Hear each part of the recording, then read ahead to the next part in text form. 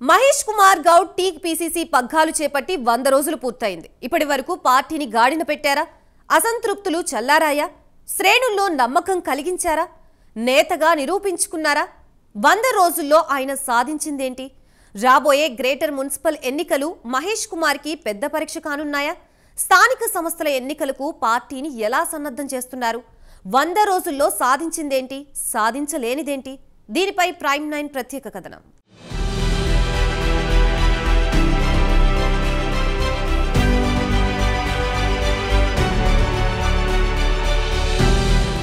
తెలంగాణ కాంగ్రెస్ అధ్యక్షుడిగా మహేష్ కుమార్ గౌడ్ బాధ్యతలు చేపట్టి డిసెంబర్ 15 నాటికి 100 రోజులు పూర్తయింది.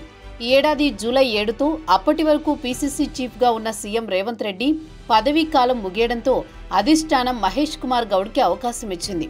చాలా కాలం నాంచిన తర్వాత మహేష్ కుమార్ గౌడ్ పేరును అధిష్టానం ప్రకటించింది. ఈ పదవి కోసం అప్పట్లో చాలా మంది పోటీ పడ్డారు.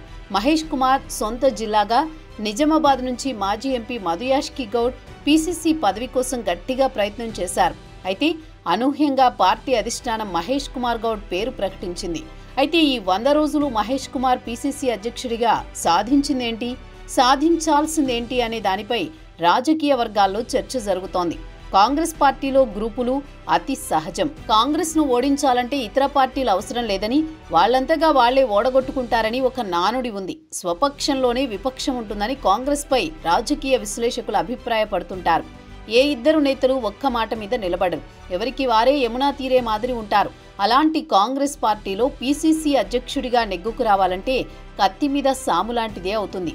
మరి మహేష్ కుమార్ ఈ 100 రోజుల్లో ఏం సాధించారో, ఇంకా సాధించాల్సిందేముందో అని తెలుసుకోవాలని అందరికీ ఉంటుంది. పైగా అధికార పార్టీకి అధ్యక్షుడిగా ఉన్నారు. దీంతో దీనిపై చర్చ జోరుగా నడుస్తోంది.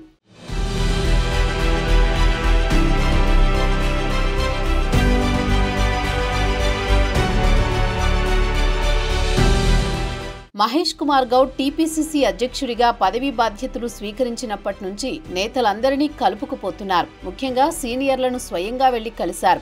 పార్టీని క్షేత్రస్థాయిలో బలోపేతం చేయడానికి పార్టీ నేతలతో, క్యాడర్తో సమీక్షా సమావేశాలు నిర్వహించారు.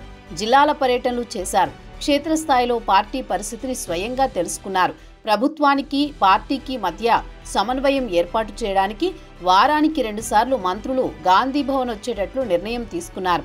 దీంతో మంత్రులు వారంలో 2 ఇటు క్యాడర్కు, అటు ప్రజలకు గాంధీ భవన్లో అందుబాటులో ఉంటున్నారు. దీంతో క్యాడర్లో నమ్మకం కలుగుతోంది. క్షేత్రస్థాయిలో పరిస్థితులు మంత్రులకు తెలియడం ద్వారా సమస్య పరిష్కారం సులభతరమవుతోంది. మరోవైపు పార్టీ కోసం కష్టపడి పనిచేసే క్యాడర్కు భరోసా ఇచ్చినట్లు అవుతుంది. గతంలో ఇలాంటి కార్యక్రమం లేదు. మహేష్ కుమార్ గౌడ్ వచ్చిన తర్వాతే ఈ తరహా కార్యక్రమం ఏర్పాటు చేశారు. మరోవైపు జిల్లాల వారీగా పార్టీ సమీక్షా సమావేశాలు జరిపారు. శ్రేణుల్లో నెలకొన్న అసంతృప్తిని పోగొట్టే ప్రయత్నం చేశారు. వాళ్ల సమస్యలు వారి వద్దకే వెళ్లి తెలుసుకోవడంతో మాకు అండగా పార్టీ ఉందనేది నమ్మకం వాళ్లలో కలిగించారు. ముఖ్యమంత్రి రేవంత్ కు అనుకూలమైన వ్యక్తిగా ఉండడంతో పార్టీలో వ్యతిరేకత లేకుండా చూసుకుంటున్నారు.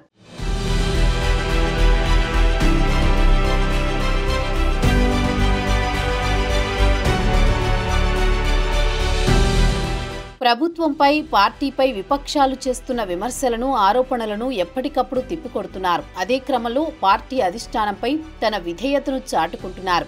అయితే ఇప్పటి వరకు పీసీసీ కార్యవర్గం కానీ, జిల్లాల కమిటీలను నియమించడం కానీ చేయలేదు.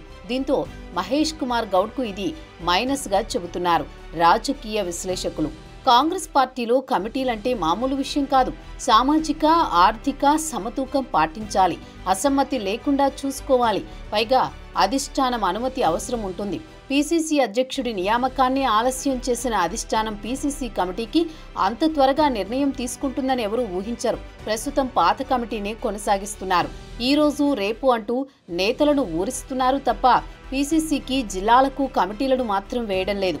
మరోవైపు రాక పార్టీ అధికారంలోకి రావడంతో పదవులపై ఆశ పెట్టుకునేవారు అధికంగా ఉంటారు. పైగా అధికారంలో ఉన్న పార్టీ. దీంతో ఆచితూచి అడుగులు వేస్తుంది అధిష్టానం. ఇంకా పీసీసీ కమిటీ వేయకపోవడం మహేష్ కుమార్కు మైనస్గానే చెబుతున్నారు రాజకీయ విశ్లేషకులు.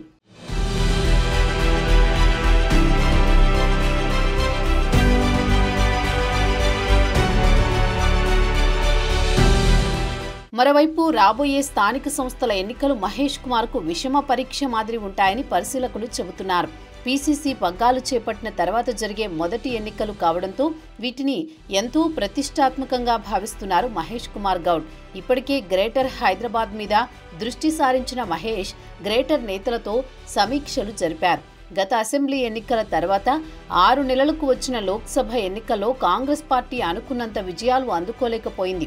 ఇదే క్రమంలో బీఆర్ఎస్ ప్రభావం కోల్పోవడం, బీజేపీ పుంజుకోవడం గమనించదగ్గ పరిణామంగా చెబుతున్నారు రాజకీయ విశ్లేషకులు. ఏది ఏమైనా పీసీసీ అధ్యక్షుడిగా మహేష్ కుమార్ గౌడ్ పనితీరును అప్పుడే అంచనా వేయడం కరెక్ట్ కాదని పరిశీలకులు చెబుతున్నారు. స్థానిక సంస్థల ఎన్నికలు జరిగిన తర్వాత అంచనా వేస్తే తెలుస్తుందని అంటున్నారు. అయితే పీసీసీ చీఫ్గా పార్టీలో కొన్ని వినూత్న కార్యక్రమాలు చేపట్టారు. నిత్యం పార్టీ ఆఫీస్ గాంధీ భవన్లో క్యాడర్కు, ప్రజలకు అందుబాటులో ఉండే మహేష్ కుమార్పై ఇప్పటి వరకు అసంతృప్తి లేదని అంటున్నారు. చూడాలి మరి స్థానిక సంస్థల ఎన్నికల్లో పార్టీ పరిస్థితి ఎలా ఉంటుందో.